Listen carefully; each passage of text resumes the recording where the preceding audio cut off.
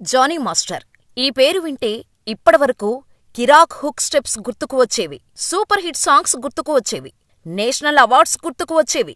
మరి ఇప్పుడో POCSO case, abscond, sexual abuse, love జిహాద్ చుట్టూ ఆయన పేరు తిరుగుతోంది. తన దగ్గర అసిస్టెంట్గా చేరిన లేడీ కొరియోగ్రాఫర్ను లైంగికంగా వేధించటమే కాకుండా మతం మార్చుకోవాలంటూ ప్రెజర్ చేశారని ఆరోపణలు ఉన్నాయి జానీ మాస్టర్ మీద. బాధితురాలు అనబడే సోకాల్డ్ కొరియోగ్రాఫర్ ఇచ్చిన కంప్లైంటుతో పరారీలో ఉన్న జానీ మాస్టర్ను పట్టుకోవటం, అరెస్ట్ చేయటం, కోర్టులో హాజరుపరచటం, జైలులో పెట్టడం చకచకామని జరిగిపోయాయి. ఇక జైలులో పెట్టిన జానీ మాస్టర్ను పోలీస్ కస్టడీకి ఇస్తే కేసులో నిజానిజాలు తేల్చుతామని కోర్టును పోలీసులు కోరితే థర్డ్ డిగ్రీ ప్రయోగించకూడదు, జానీ మాస్టర్ను ఆయన లాయర్ ముందే విచారణ చేయాలని కండిషన్స్ పెడుతూ పర్మిషన్ ఇచ్చింది కోర్టు. ఇక పోలీసులు కస్టడీలో స్టార్ డైరెక్టర్ పేరుతో పాటు హీరోల పేర్లు కూడా బయటకు వచ్చాయి. మరి ఈ కేసుకు ఆ స్టార్ డైరెక్టర్కి సంబంధమేంటి? జానీ మాస్టర్ వైఫ్ బాధితురాలిని కొట్టినట్టు ఒప్పుకుంది. మరి ఆమెను కూడా ఇప్పుడు అరెస్ట్ చేస్తారా? జానీ మాస్టర్కు బెయిల్ వస్తుందా?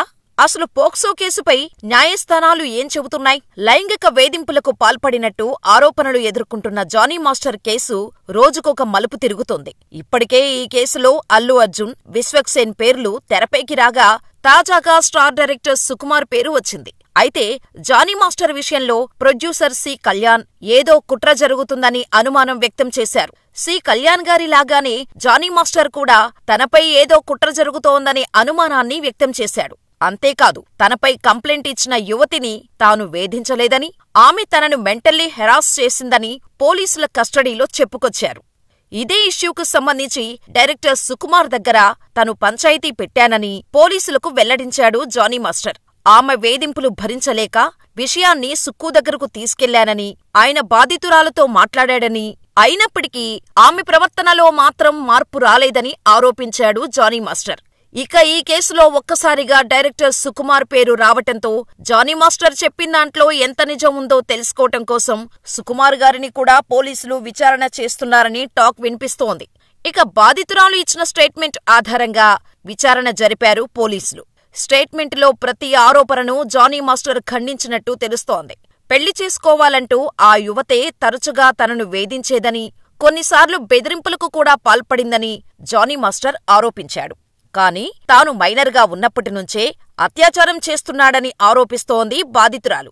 షూటింగ్ సమయంలోనూ వ్యాన్లోకి తీసుకెళ్లి బలవంతం చేసేవాడని, ప్రతిఘటిస్తే కొట్టేవాడని అంటోంది. మతం మార్చుకొని పెళ్లి చేసుకోవాలని టార్చర్ చేసేవాడని ఫిర్యాదులో పేర్కొంది. ఇక బాధితురాలు చెబుతున్న మాటలు పచ్చి అబద్ధాలు అని జానీ మాస్టర్ వైఫ్ అయేషా చెప్పారు. తన భర్త జానీ మాస్టర్ బంగారమంటూ వెనకేసుకొచ్చారు. నా భర్త నేరం అంగీకరించారంటూ వస్తున్న వార్తల్లో ఎటువంటి నిజం లేదు.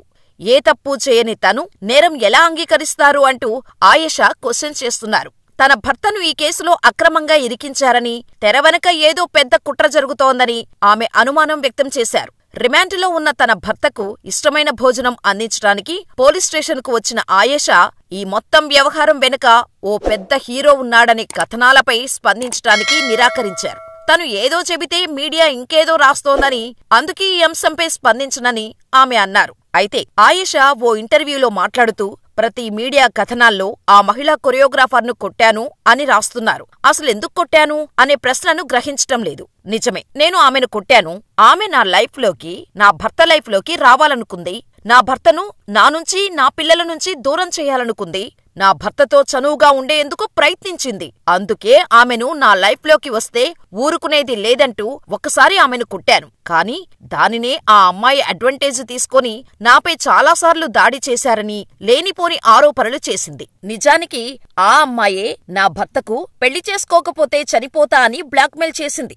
మతం మార్చుకోవడానికి కూడా రెడీ అని మాస్టర్తో పలుమార్లు చెప్పింది. ముఖ్యంగా నన్ను వదినా అంటూ మాస్టర్ను బావా అని దగ్గరైంది. ఈ విషయం వాళ్ళ అమ్మకు కూడా తెలుసు. నా వెనుక చాలా పెద్ద డబుల్ గేమ్ ఆడేది. అందుకే ఇది కరెక్ట్ కాదని పిలిచి ఆమెతో మాట్లాడాను అంటూ ఆయేషా చెప్పుకొచ్చింది. అంతేకాకుండా మాస్టర్ మంచితనాన్ని ఆసరాగా తీసుకొని ఆయన దగ్గర బంగారం, క్యాష్ తీసుకుంది. వాటన్నిటికీ నా దగ్గర ఆధారాలు ఉన్నాయి. అవన్నీ నేను ఖచ్చితంగా కోర్టులో బయటపెట్టి పోరాడతాను అంటూ చెప్పింది. దీంతో బాధితురాలిపై దాడి చేసినట్టు స్వయంగా ఆయేషానే ఒప్పుకోవటంతో ఆమె కూడా జైలుకు వెళ్లే అవకాశాలు చాలా ఉన్నాయని అంటున్నారు. ఒకవేళ ఆయాషా కూడా జైలుకు వెళ్తే బయట ఉండి జానీ మాస్టర్ తరపున ఎవరు పోరాడతారు అనేది క్వశ్చన్ మార్కుగా తయారైంది. ఇదిలా ఉంటే జానీ మాస్టర్ 4 రోజుల పోలీస్ కస్టడీ ముగిసింది. ఈ కేసులో అతడిని 4 రోజుల పాటు నార్సింగి పోలీసులు విచారించారు. ఆరోపణలు చేసిన యువతితో ఉన్న రిలేషన్ ఏంటి, ఆమెతో పరిచయం ఎలా పరిచయమైంది, ఎన్ని సంవత్సరాలు ఇద్దరూ కలిసి పనిచేశారు, ఇలా ఎన్నో ప్రశ్నలు జానీ మాస్టర్ను అడిగారు పోలీసులు. అయితే జానీ మాస్టర్ మాత్రం ఎన్నిసార్లు ప్రశ్నించినా ఆ యువతి చెప్పేవన్నీ అబద్ధాలని చెప్పారట. దీంతో జానీ మాస్టర్ కేసులో టెక్నికల్ ఎవిడెన్స్ కోసం తీవ్ర ప్రయత్నాలు చేస్తున్నారు పోలీసులు. మరోవైపు జానీ మాస్టర్ 4 రోజుల కస్టడీ ముగియటంతో అతడిని రంగారెడ్డి జిల్లా కోర్టులో హాజరుపరిచారు పోలీసులు. దీంతో వచ్చే నెల 3 వరకు అంటే అక్టోబర్ 3 వరకు జానీ మాస్టర్కు జ్యుడిషియల్ రిమాండ్ విధించింది కోర్టు. న్యాయస్థానం రిమాండ్ విధించటంతో జానీ మాస్టర్ని చంచల్గూడ జైలుకు తరలించారు పోలీసులు. అయితే ఈ కేసులో బెయిల్ కోసం అప్లై చేశారు జానీ మాస్టర్. అసలు జానీ మాస్టర్కు బెయిల్ వస్తుందా లేదా అని అందరిలో ఓ క్యూరియాసిటీ అయితే ఉంది. రంగారెడ్డి జిల్లా కోర్టు బెయిల్ పిటిషన్ను కొట్టివేసినా వెంటనే జానీ మాస్టర్పై కోర్టుకు వెళ్లే అవకాశాలు ఉన్నాయి. జానీ మాస్టర్ అరెస్ట్ అయింది పోక్సో చట్టం కింద కాబట్టి బెయిల్ అంత ఈజీగా రాకపోవచ్చు అని న్యాయ నిపుణులు చెబుతున్నారు.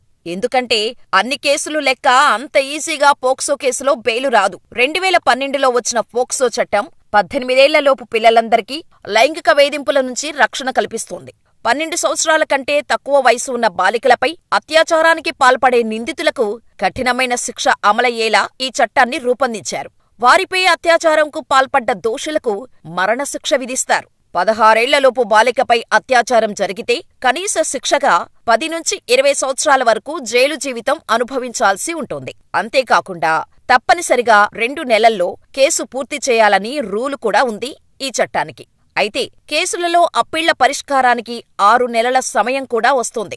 అంతేకాకుండా హైకోర్టు సూచనలతో కొత్త ఫాస్ట్ ట్రాక్ కోర్టులు ఏర్పాటు చేస్తారు. అందుకే పోక్సో కేసుల్లో అంత త్వరగా బెయిల్ వచ్చే ఛాన్సులు చాలా తక్కువ. దీంతో జానీ మాస్టర్ కెరియర్ జైలా బెయిలా అన్న డైలమాలో ఉంది. మరి జానీ మాస్టర్ కి బెయిల్ వస్తుందని మీరనుకుంటున్నారా? మాకు కామెంట్ చేసేయండి. అలాగే ఈ వీడియోపై మరిన్ని అప్డేట్స్ కోసం వీడియోని లైక్ చేసి మా ఛానల్ వెంటనే సబ్స్క్రైబ్ చేసుకోండి.